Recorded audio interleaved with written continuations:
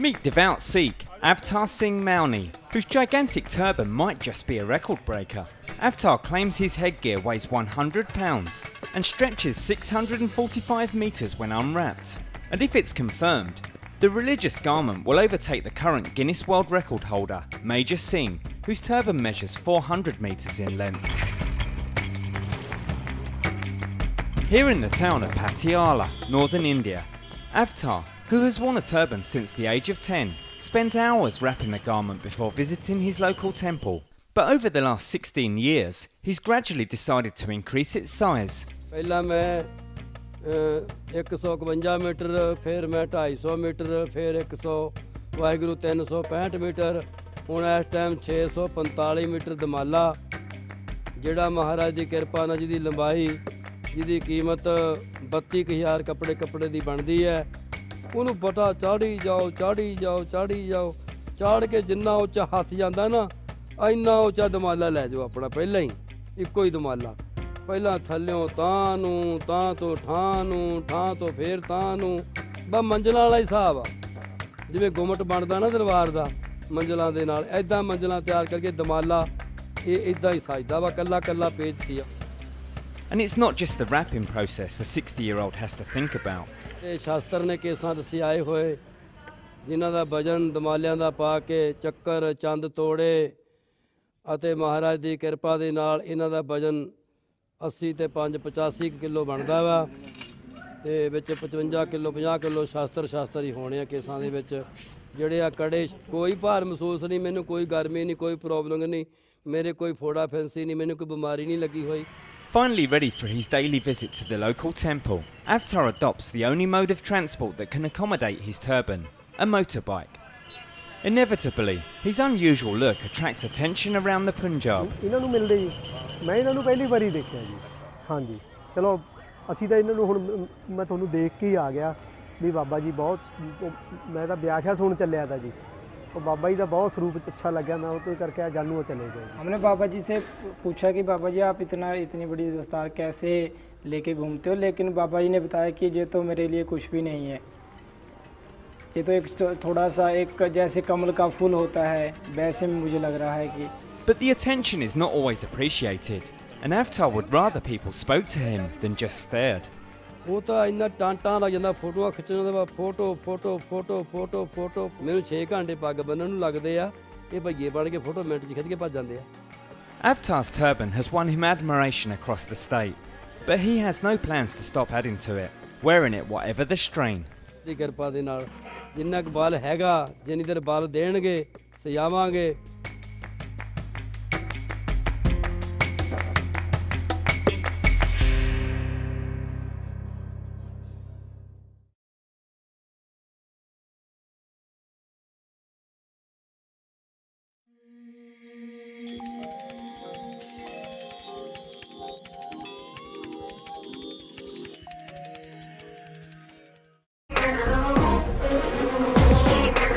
September 2011. Parliament Square was a blaze of colour. We are proud to be Sikh! Thousands of Sikhs from all over Britain gathered here in protest. To defend something they hold so sacred, they go to any lengths to protect it. The turban. Over the past 10 years, the Sikhs believe their distinctive headwear has made them the target of discrimination. Sikhs feel very strongly that at airports across Europe, just because we wear the turban, we've been asked to remove it. It's like a king wearing a crown, and if somebody comes and knocks it off or what have you, then it's considered as very, very disrespectful.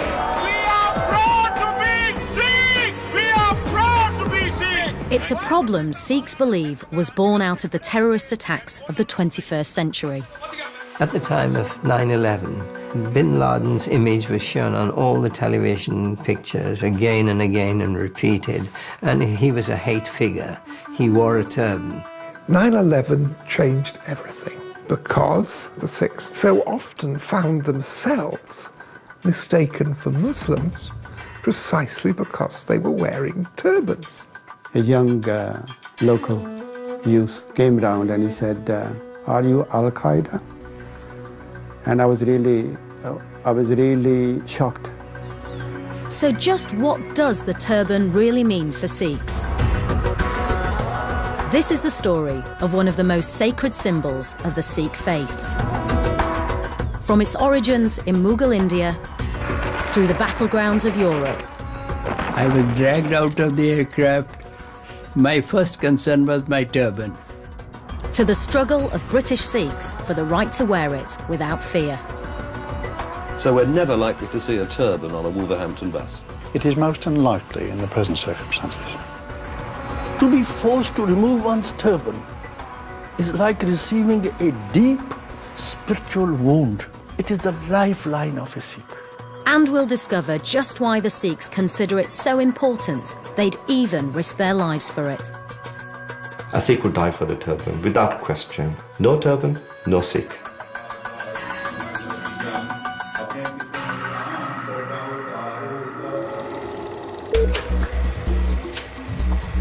Over the past 50 years, the turban has become a familiar sight on the streets of Britain. But to get a glimpse into its origins in Sikh history, we need to go back centuries and cross continents to Mughal India.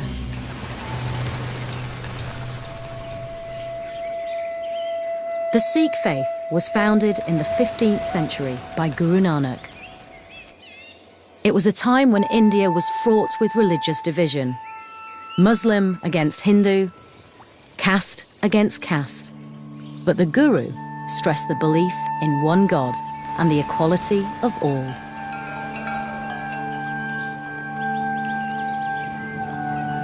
The quality of the life of an average Indian in those days was very poor, and they were oppressed, they were tied into superstitions, there was religious persecution. So in that kind of an environment, Guru Nanak came with a message which was quite different. In his very first sermon, he said, in God's eyes, there's neither Hindu nor Muslim. God isn't interested in our religious labels. God is interested in how we live. So it was a very, very progressive religion. Whilst all the Sikh gurus wore the turban, it wasn't until 200 years after Guru Nanak that it became an established part of Sikh identity. It was under the leadership of the 10th Guru, Gobind Singh, that it was introduced for all Sikhs, not just as a symbol of holiness, but as an act of defiance. At the start of the 17th century, Gobind Singh's father, the 9th Guru, was executed by the Mughal emperor. His crime was defending the rights of all religions in the face of forced conversions to Islam. But it was from this tragic event that the Sikh turban was born. At that time, Sikhs had no distinguishing symbols. And when the Mughals taunted Sikhs in the crowd to come and claim their master's body, people were scared to do so. So the 10th Guru, as he grew into maturity, he was only a boy at the time of his father's death, he determined that Sikhs would always be recognizable for their principles, and he gave us a uniform. Gobind Singh decreed that Sikhs shouldn't cut their hair, and to protect it, they should wear a turban. It was a physical reminder of their faith, and a symbol that made all Sikhs equal and distinctive. It was an extremely brave thing to do because at that time, non-Muslims were not allowed to wear a turban. So this is standing up to the might of the Mughal Empire to say, this is what we are and this is what we're going to be. Since its origins in Mughal India, the turban has become an article of faith for Sikhs all over the world. And one that's still respected in Britain today.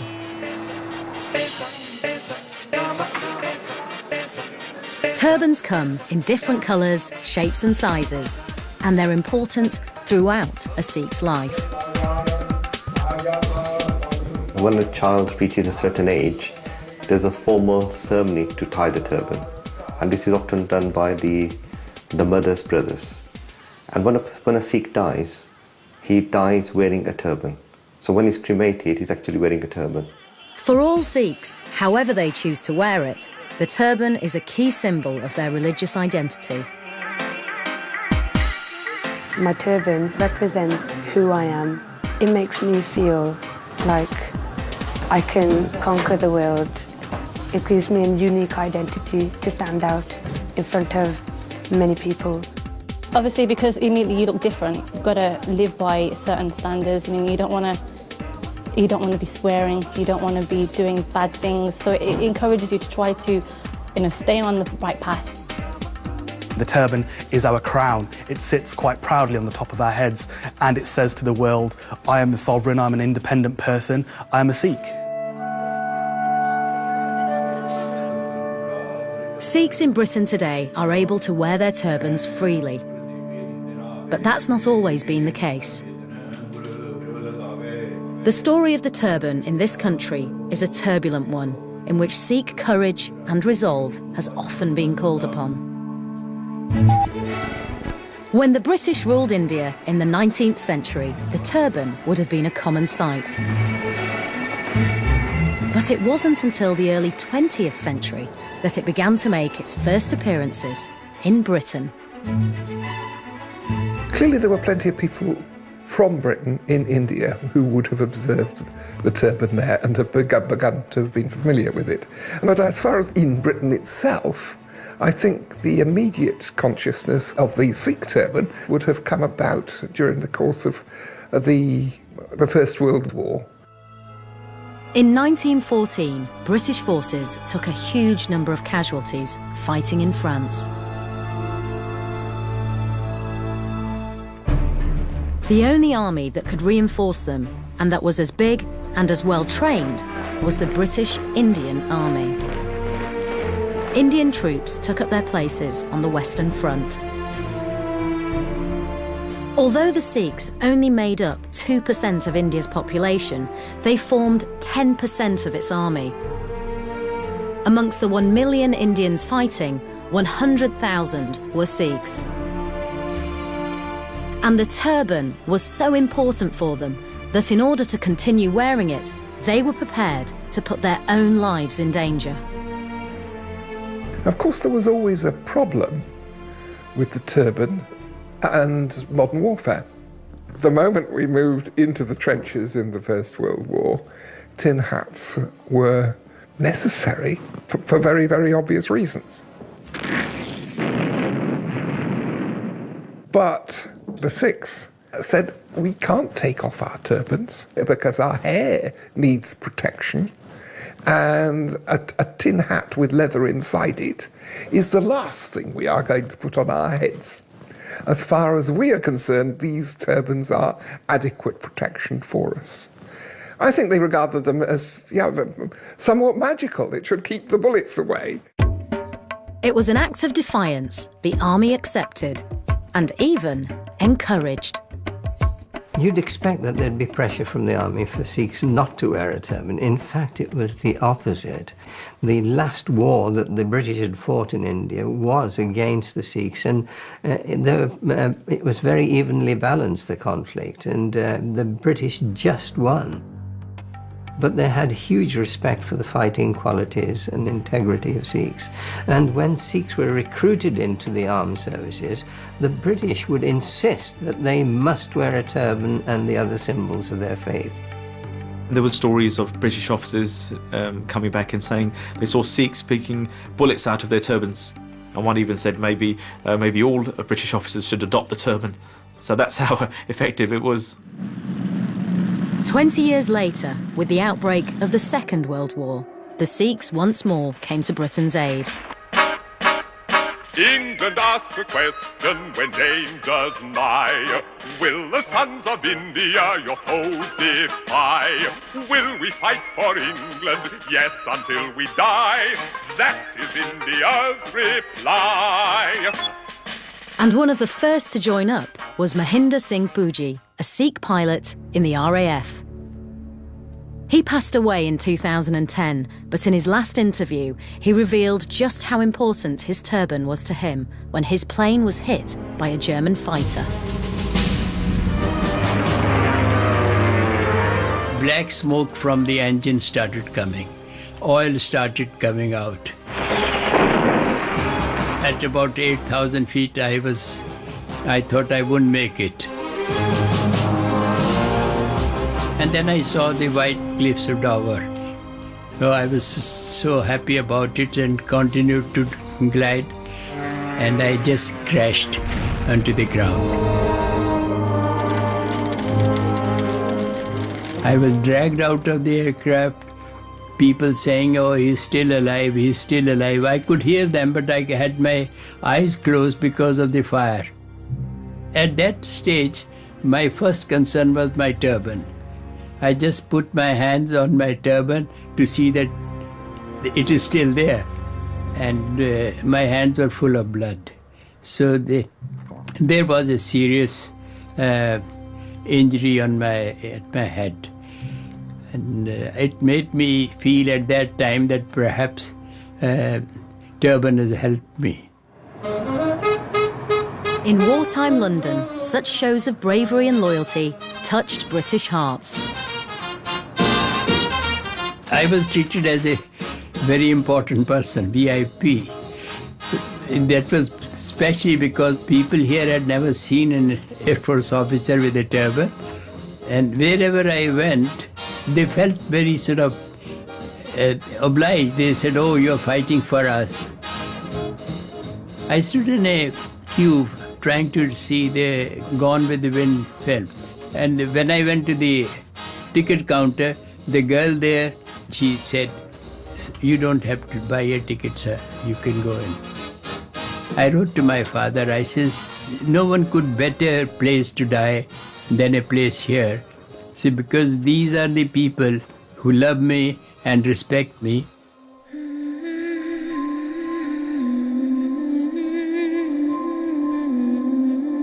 Thousands of Sikhs like Pooji were injured or lost their lives in the 2 world wars. Their sacrifice gave the turban a special status in Britain.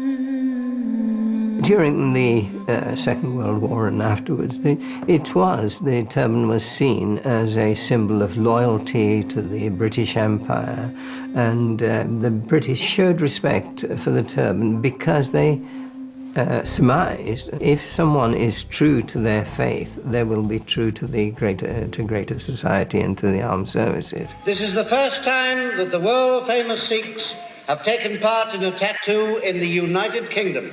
And tonight we in Edinburgh would wish to accord them a very warm welcome. But once the threat of war had receded and the Sikhs were no longer crucial to Britain's military success, attitudes to the turban began to change.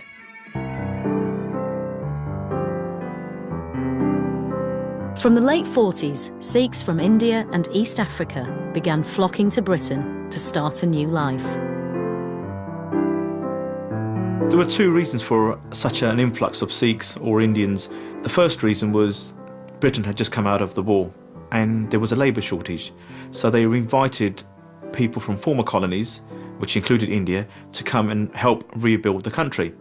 So many Sikh men from the Punjab came to England to work in the foundries, the mills, the factories. And also we had the partition of India. Delhi, the 15th of August 1947. The day when the British at last shed the burden and responsibility of India.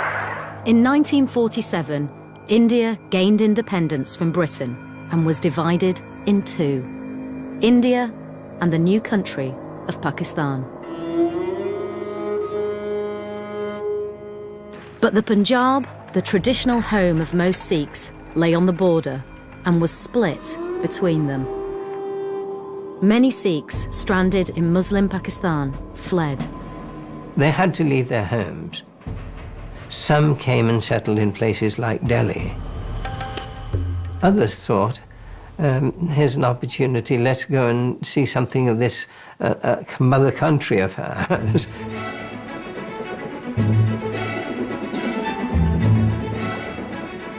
The new arrivals made for London, the Midlands and West Yorkshire, where they often found work in textile mills or industry. For the first time, the turban was a common sight in British cities. But as the Sikhs put down roots, building gurdwaras and establishing their own communities, tensions rose. And it was precisely their appearance that singled them out. They look different and they sound different, and their tastes in matters of food are different. It was hostility to the fact that these folks didn't look like us, didn't behave like us, didn't have the same values as us, and were competing with us for scarce resources, and therefore we did not want them here. And the Sikhs were in some senses at the cutting edge of all of this, because their turbans made them plainly distinctive in religious and cultural terms, as well as in terms of their skin colour. I think if they come to this country, they should be prepared to change and to live the way we do. In their dress and the way they talk. Those that aren't prepared to accept our way of living, they're the ones that are going to get caught out. After years of loyal Sikh service to Britain in the wars, where turbans were required uniform, it was a shock to find that now their turbans often prevented them from even getting jobs.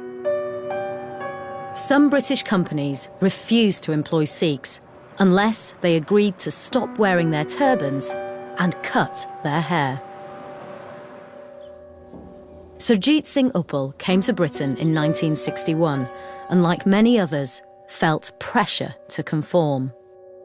I wore the turban when I first came here till 1966. But as a worker, people would look at you, and I was always conscious. They're looking at me because I'm wearing a turban. And I thought this is what I presumed a hindrance to my future prospects. So Surjit made a painful decision. One day, it's sort of very reluctantly, my wife actually cut my hair, and she kept it for a while.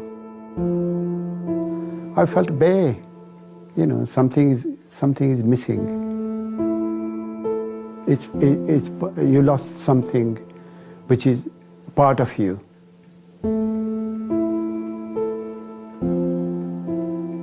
I would have loved to keep it.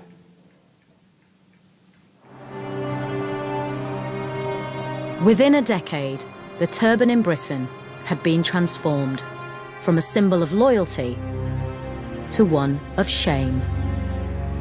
But the Sikhs' warrior spirit hadn't deserted them. Manchester was the setting for the fight back. In 1957, a group of Sikhs decided enough was enough, and the unlikely arena for the battle was a double-decker bus. In the late 50s, a gentleman by the name of Sundar Singh Sagar enrolled for a position as a bus conductor. Now, after completing his exams, he was told he would need to wear the regulation cap, and he refused. But Manchester Transport Corporation refused to back down, and they told him that if he wanted to work as a bus conductor, then he must remove his turban. And this led to an 8-year campaign. Ujjal Didar Singh remembers his father's stand well. My father said, I am prepared to wear a turban of the same colour and put a Manchester Transport badge on the turban, but I'm not prepared to take my turban off and wear a cap. These regulations affected Sikhs elsewhere. Just down the M6, a similar case kicked off. In Wolverhampton, a Sikh, Mr. Sandhu, who had previously been working on the buses, was ill. He went home, and when he returned from his sick leave, he had grown his beard and was wearing a turban. When I got the job, I was not wearing turban. And in my mind, always I wasn't feeling comfortable because I was Sikh and I believe in my religion. and I want to practice my faith. So I wore turban and went back to the bus. And when somebody told into the office that there's a Sikh person driving buses, so the superintendent came out to see me, and he stopped me. He said, "You can't wear a turban." But we've got about 23 nationalities, and I couldn't count how many religions that we have to cater for. And those people, of course, who cannot comply with these regulations would probably have to find employment elsewhere. So we're never likely to see a turban on a Wolverhampton bus? It is most unlikely in the present circumstances. Sikhs took to the streets in protest. But one man decided more drastic action was needed to defend the turban. Mr. Jolly, he was an old, retired police officer. He thought, my God, I have served British peoples all my life, and now I'm hearing that in England you can't wear turban. Then his feelings were hurt. So he approached me, and he said, "Young man, this is what I heard. Is this your true feeling, or is it just a laugh?" I said, "No, it's true feeling, and this is what I want to be." Mr. Jolly began to campaign for change. It is a question of principle. If a cross is to the Christians, if I tell you take off your cross and throw it away, and how much you feel it. Similarly, those people who are working there, they are forced to take off their beard and turban. They are forced to throw away their faith. But when his words fell on deaf ears, he made a radical threat. When he said all these methods are exhausted, he declared, he said, if he's not allowed to wear turban, I will burn myself to death. Suddenly, the story was headline news. If you have to die, Mr. Jolly, it's due to happen on Sunday. Are you not in any way frightened at all by the prospect? Well, I am not frightened for nothing. I am not frightened for anything. This is, I shall find it my privilege to sacrifice for the Sikh community. I said, well, you know, it was a shock to me in a way that somebody want to die for me. He said, I'm not dying for you, I'm dying for the cause. It's not for you, it is the cause. There was already a tradition of Sikhs making statements like that and carrying them out. And Sikhs felt that it would be a disgrace to their community if somebody made that sort of commitment and then didn't carry it through. So it was fully expected that he would give his life. But at the 11th hour, disaster was averted. In the face of such pressure, the corporation backed down. Mr. Avtar Singh Azad became one of the first 2 Sikh bus drivers in Wolverhampton to wear a turban.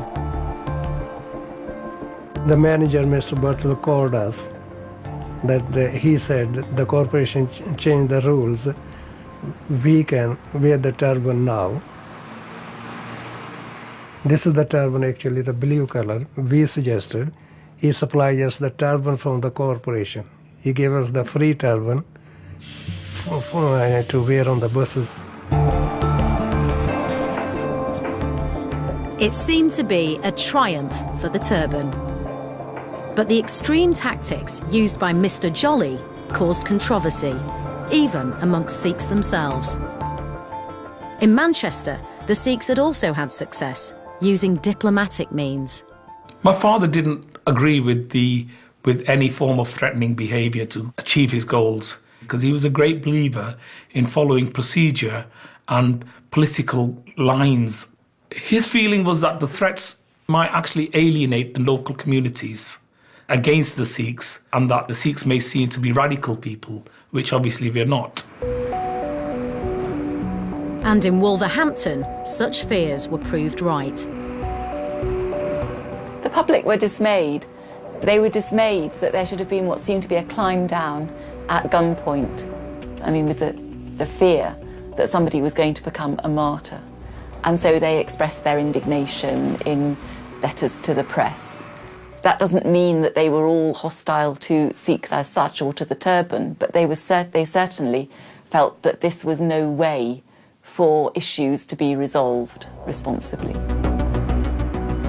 It was one step forward, two steps back. Wolverhampton bus drivers were wearing the turban, but Jolly's suicide threat was a public relations failure. The fight to wear the turban without provoking hostility was far from over. It was in the 1970s that the turban hit the headlines again, in another transport-related conflict. Get your motor running. Head out on the highway. This is the famous bike purchased by my father in 1973. It's a little bit worse for wear, but it's quite a famous bike, has a very unique history.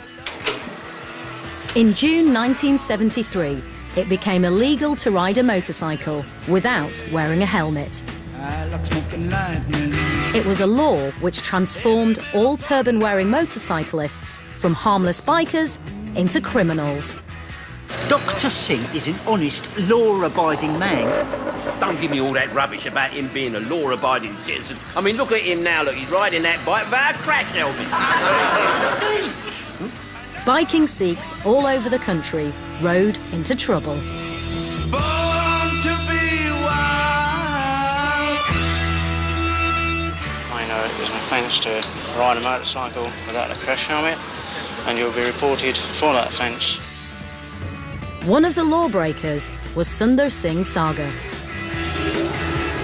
My father rode this motorcycle on the streets of Manchester and picked up a string of violations and was then taken before the magistrates and fined. And he was told that if he didn't pay his fine, he would go to prison. And eventually he was sent to prison for a week. Upon his release, myself and quite a number of the community members met at the doors of Strangeways prison. There was a loud cheer, and he was adorned by garlands. And we had his motorcycle ready, and he mounted his motorcycle in front of the Strangeways gates and proceeded to drive down Bury New Road.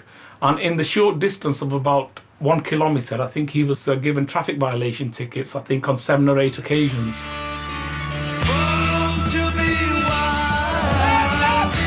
It was the determination of men like Ujjal's father that finally led, in 1976, to an act being passed exempting turban wearers from having to use a helmet. But this time, the turban's triumph had been achieved without alienating the public, and it had raised awareness of just how important the turban was for Sikhs. But the right of Sikhs to wear the turban everywhere and anywhere without discrimination was still not protected by law. It was a case in the 1980s that finally changed everything. The turban was about to make legal history. This time, it was one of Birmingham's best independent schools that decided the turban was not for them. In 1978, 12-year-old Gurinder Singh Mandla had made his father proud by winning himself a place. But following a now familiar pattern, there was a catch. The headmaster took exception to Gurinder's turban. The choice was either I go to the school and cut my hair or not go to the school at all. And for me, it was never a decision. I was never going to go to that school without my turban. My turban's part of me. It's like my right arm. Gurinder's father, Seva Singh Mandla, was a lawyer, and he decided to take matters further. I felt very aggrieved. And I said, look here, if you compromise my faith, then my son will not grow up as a strong person, because I believe faith gives you strength. And then the only course left for me then was to seek recourse to the courts, because clearly I was being discriminated against. Mr. Mandla began court proceedings. It was a course of action that would bring the turban to the forefront of the best legal minds in the land. Roger Ballard was called as an expert witness. The Race Relations Act had recently come in, And so Mr. Mandla sued the school on the grounds that it was discriminating against his son, strictly on racial grounds. The Mandlas argue quite straightforwardly that the Sikhs were an ethnic group in terms of the Act, and that refusing Mr. Mandla's son a place at the school was contrary to the Racial Relations Act. But much to the Mandlas' dismay, they lost the case. Not once, but twice. In the county court and the Court of Appeal. I was surprised by it, living in a multiracial society, that people like that are closing doors on people like us. The Sikhs could now be discriminated in very vital fields like education, housing, employment. The outlook was bleak. But the Mandlas weren't about to give up. And there was only one place left that could reverse the verdict: the House of Lords. The Lords were faced with a decision. Were the Sikhs a religious sect, in which case they weren't protected by the Race Relations Act, or a national, ethnic or racial group, in which case they were? Quite clearly the Sikhs were not a race in a biological sense. Nor were they a national group, because there was no Sikh nation. So Mr. Mandla's solicitors were right in suggesting that the Sikhs were an ethnic group. The House of Lords, in their wisdom, they decided that an ethnic group was a body of people with a long shared history, a consciousness of their distinctiveness, and a commitment to keeping that distinctiveness within the community alive. And therefore the school had indeed discriminated against Mr. Mandla's son on racial grounds.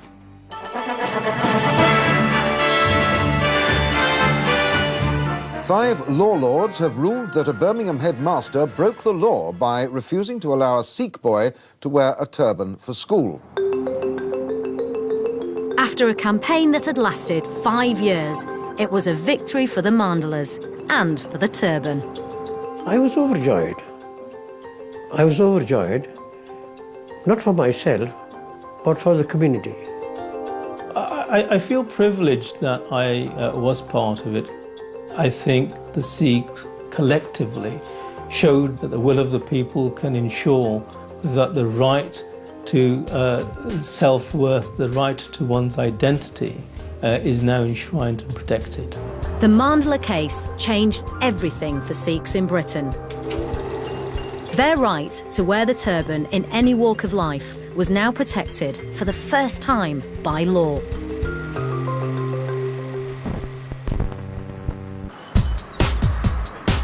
Today, the results of the fight for Sikhs to wear the turban in Britain are evident everywhere. Good step out, Alex. Stop and a half down. The stylist has asked for a black turban, and he's asked for a very British style of turban, so it's quite a small turban as opposed to the ones you'll see in the Punjab. Marky, rest your eyes, rest your eyes. Strong expression, that's great. 20 years ago, I don't think I would ever have an opportunity like this to model for big high-end fashion designers, because people didn't understand the importance of the turban. So it was like an abnormality at that time, but now it's like accepted in every day of life, and I think that's definitely huge progress. The Sikh crown has made it to the pages of fashion magazines, but it's also found its way into the corridors of power. Since last September, there's even been a turbaned lord. I'm the first turban Sikh, not only in the Lords, but in Parliament. And it's the reaction outside in the Sikh community that has been extraordinary. And there is a recognition that there's no part of society that they can't reach up to. It seems the British turban has made it to the mainstream. So why then did the Sikhs take to the streets of London last year? Well, in Europe, the turban is still under attack. To France now, and the controversy surrounding plans to ban religious symbols in state schools. A peaceful but heartfelt protest by Sikhs from around the world. They're upset that the proposed ban on religious symbols in French schools could extend to the turban as well. It's this new threat to the turban which motivated British Sikhs to take up their placards once more. We don't really have this problem in Britain because, you know, British people are aware of our links from the past and are aware of the Sikh culture. It's just mainly for to support our brothers and sisters abroad in Europe.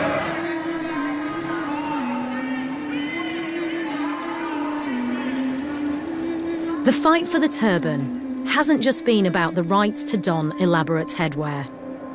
It's been a battle for religious freedom. And the British Sikhs have led the charge for change. It takes a lot of courage to stand up against the establishment, to challenge it. The people who fought these cases are really our heroes. I mean, they are the pioneers of our Sikh community in Britain. I feel very proud and very humbled. My father showed the people that he had the convictions to fight for his religious freedom.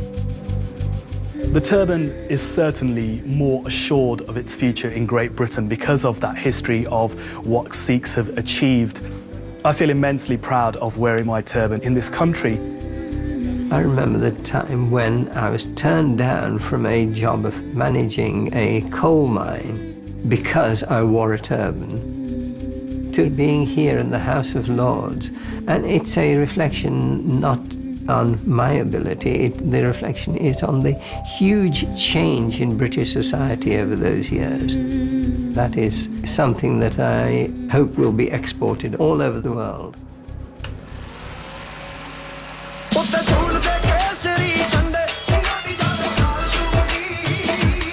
Gwyneth Paltrow's about to pursue a big dream as she stars alongside Mike Myers in our romantic comedy View from the Top, next on BBC One.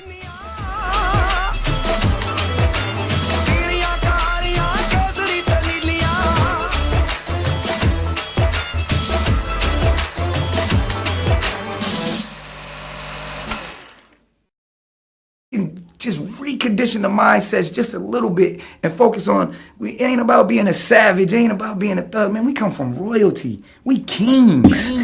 We have to understand the role of the Moors. Our children have to understand the role that the Moors played in history. And that's why people always like, oh, why are you wearing a turban? Why are you doing it? Man, we come from royalty. We kings. If you walk in a room like a king, you're gonna get everything you want. The adult population has to be aware of this information. We have to realize that what we're doing is not just an educational thing. We have to change the way we eat. We have to stop gossiping. Yes. We have to stop the negativity. Because even if you keep your silent negativity to yourself, you are still not vibrating with the cosmos. And it's important that we change the way we think. The way we think about ourselves. These are the kinds of things that we have to start to think about fundamentally and begin to change the way we're thinking. It's not just about all this information. That's why I think many times we're not successful, because we think it's all about just learning about the Moors. No, it's more than that. It's about becoming a Moor, not going back 2,000 years. Our ancestors built the pyramids very excellently. I don't want to build more pyramids, but the mathematics and the science that built the pyramids can be applied to build up our neighborhoods here. So that as Brother Shabazz and others are going down, shutting down crack houses, we have black engineers, male and female, coming in and building new one. Because we're not going back to ancient Africa. Right. That's why it's ancient. It was back then. So we got to take this knowledge that's universal, Ma'ati in ethic and nature, and apply it. It's about becoming a Moor. But we, for some reason, we got, they tweaked our brain and said, no, it's cooler, it's more acceptable to be a savage.